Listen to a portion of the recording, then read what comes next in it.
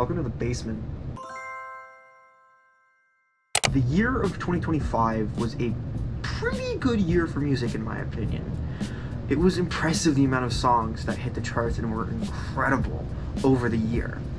And in this video, I wanted to cover my 10 favorite that I know of that hit the charts, and one honorable mention for the sake of variety. But as a note, because of Billboard forcing a paywall to see the older weeks of the charts, I've definitely missed some songs with the way I'm doing this, but I think I did what I could. But through my digging through Billboard charts and the British version that I used called Official Charts, here is my top 10 songs of 2025, starting with the honorable mention. Cause your bitches look needy. Mike Tyson, blow to the face. Let God Sort 'Em Out was my first introduction to Clips. Rap isn't exactly my favorite genre at the moment, but it is a genre I hold a lot of respect for. Pusha T and Malice here sound fantastic. I've heard Pusha T on a few features here and there, and I always thought he was kind of cool, but here on Mike Tyson Blow to the Face, I just think he sounds great. Their flows are super consistent and solid, and Pusha's specifically, I think is really nice. The beat on this one, I think it's Pharrell.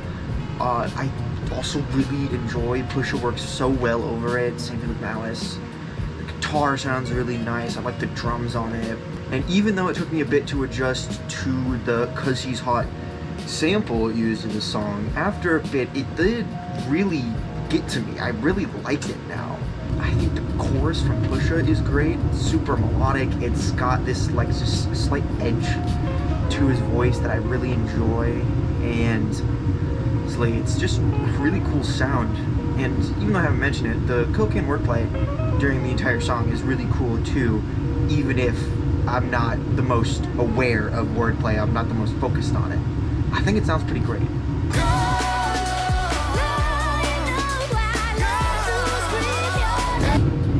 Gone Gone Gone is not a song I was expecting to like as much as I did end up liking it. And that's mainly because of the really weird middle ground of artists that all get mushed together. I enjoy Tones and I's music a decent bit, but I wasn't sure if she was going to match with Teddy Swims vocally, or really fit over something David Guetta made instrumentally. But I ended up really liking it, like a lot more than I was expecting. Teddy gives it a pretty catchy chorus, and I like his first verse a decent bit. Tones, I think she gives it a great second verse, and I think her iteration of the chorus is pretty fantastic too. The breakbeat drums sound really nice from David, and I think the horns he threw in, they're kind of subtle. I think those sound really nice. Just the general atmosphere, sort of like mix of, again, breakbeat and pop soul and dance pop is really nice. It's not a song I was expecting to enjoy as much as I did, but I do really like it. If there was one thing I would say that's bad about it, it is the excessive amounts of remix David and Tones seem to be doing with it. None of them, aside from maybe the acoustic version, are really necessary. All the other ones are pointless. It's a dance remix of something that's already a dance-esque song. But aside from that, I think it's a really fantastic song. Layered vocals at the end, I think they sound great. Like, generally, pretty fun song.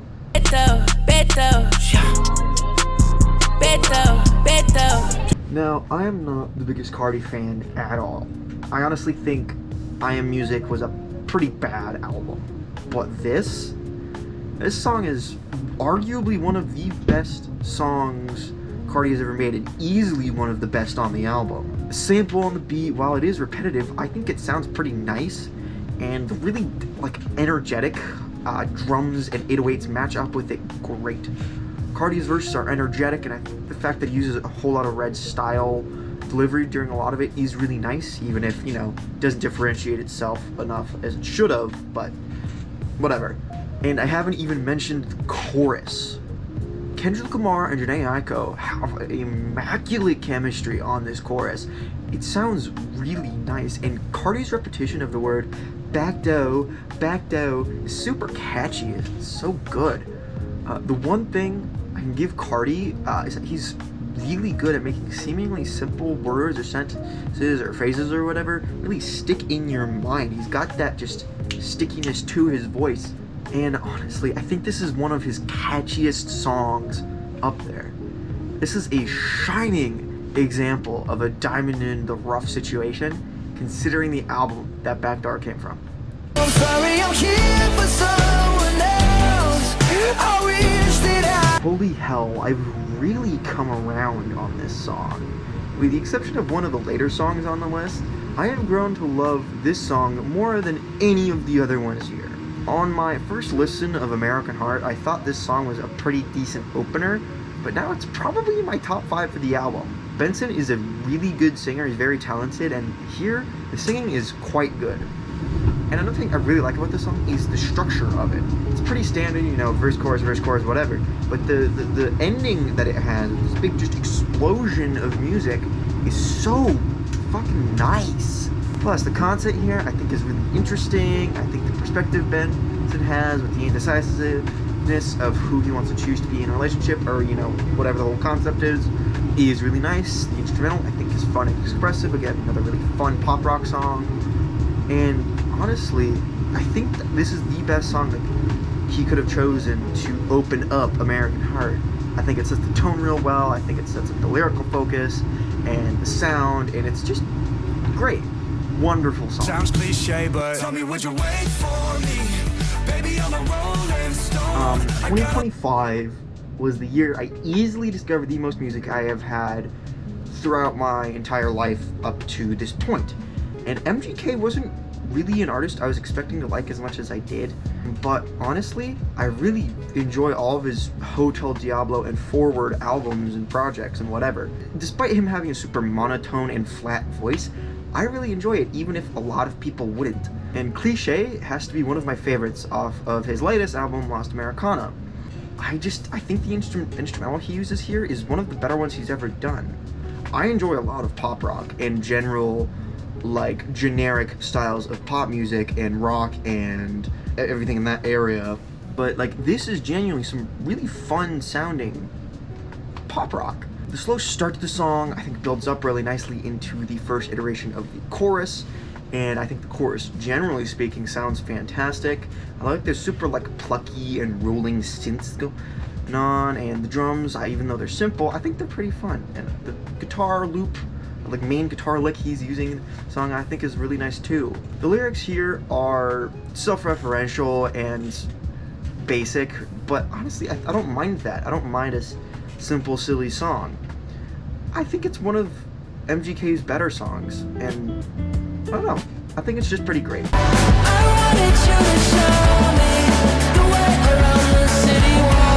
This was not something I was expecting to get in 2025. A new album with some of 21 Pilot's best songs of all time on it. City Walls being the only one that charted in the US, so therefore making this list. Tyler Joseph's vocals here are incredible, as they usually are, and the rapping on the verses he does here have a really nice flow. Plus, the lore implications this song has, especially with that fucking music video, immaculate. The instrumental the duo chose for this song I think is fantastic, and Josh's drumming sounds really nice and clean. Because it's such a long song, it has a really big evolution to it, and I think that evolution and a progression is really nice. They evolve it perfectly throughout, again, the 5.5 minutes length. And that callback to Heavy Dirty's at the very end is fantastic. This is one of the many reasons why Breach is a top 3 21 Pilots album for me. The reference back to Holding On To You, while that is a song I personally am not the biggest fan of, it's such a good moment, and it's such a nice high back, and it works in with the stuff on Intentions and some of the other lore on the album, and it's just a really nice moment. And again, it's used so much better here than it was on Holding On To You. On there, it was sort of a mediocre bridge, but here it is just this explosive moment, and it's so nice. It is honestly one of my favorite moments of any song on this list.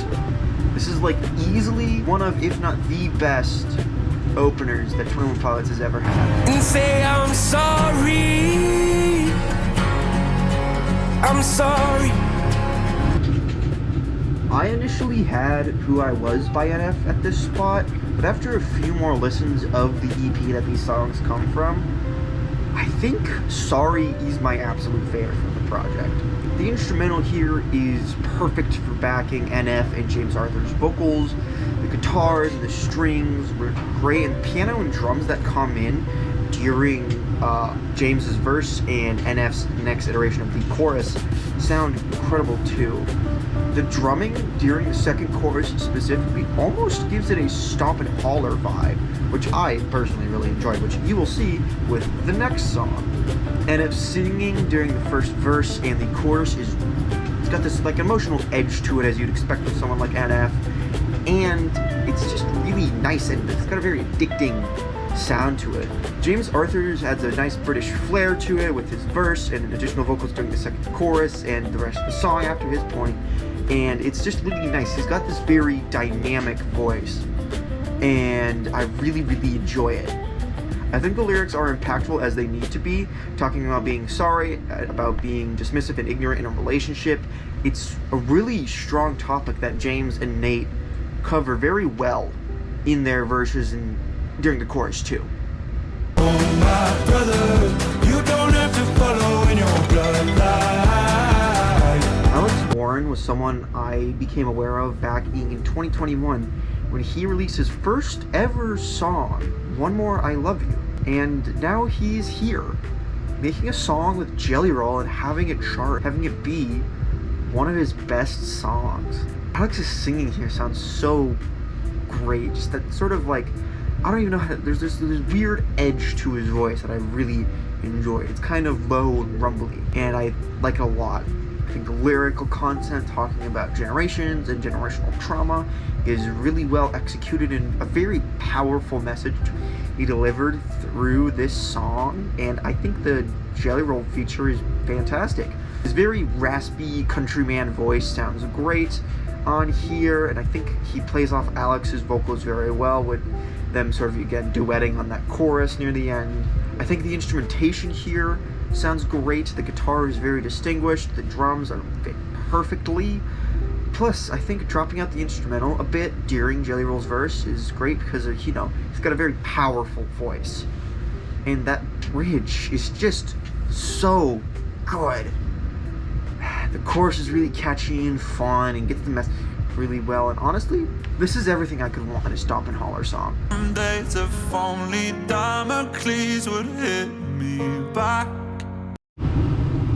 This song gives me goosebumps almost every time I hear it.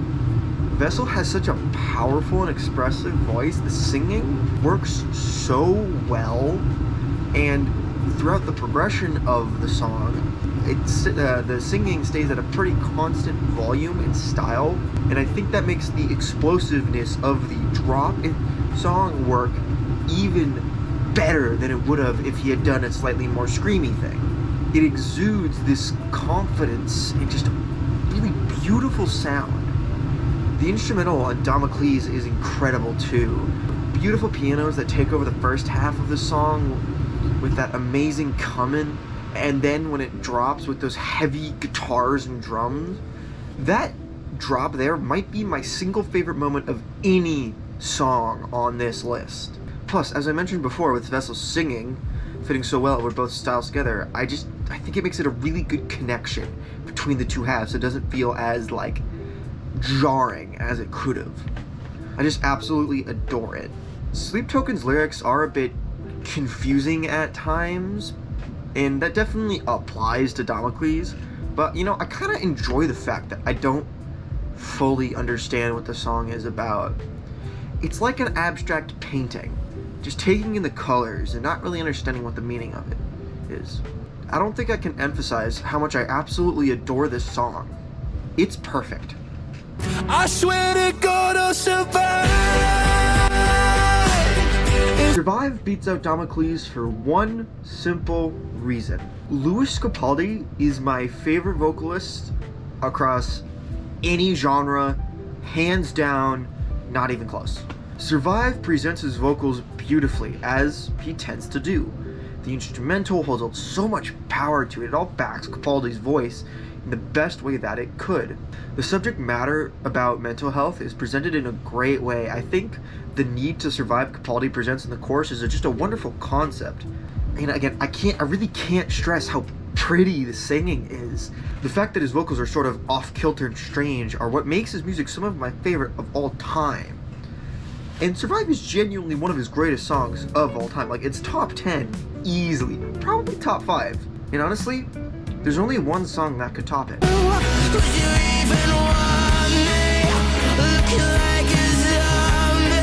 I don't even know where to begin with this song.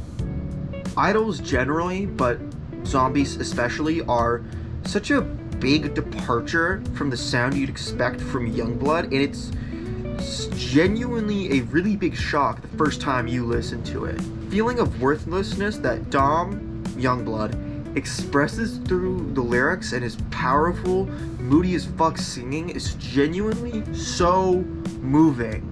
The part where he stretches out the word me into that loud, extensive syllable is so impressive and fantastic. The topic about feeling like you don't mean anything and wondering if someone would love you even if you looked like a zombie, it's incredible. It's such a fascinating way of putting it. It's one of very few songs that has genuinely made me tear up at points. And I think the instrumentation and presentation of it has as much to do with that as Dom's singing does. It's perfectly gloomy and sad sounding as it should. It also carries this like super heavy feeling, and the drums lay down the perfect floor for the really pretty guitars and simple basses during the verse. And during that chorus when the electric guitars come in, Christ man, so good. There's so much good I could say about Zombie, and I think I can condense it into about 2 sentences. Zombie is Yungblud's best song, almost certainly. And I think it would make it into my top 15 songs of all time. Certainly the top 3 of the 2020s.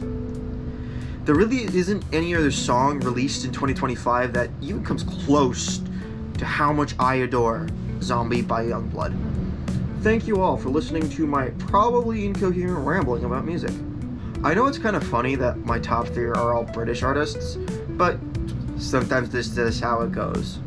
Anyways, stay safe everyone and have a good day.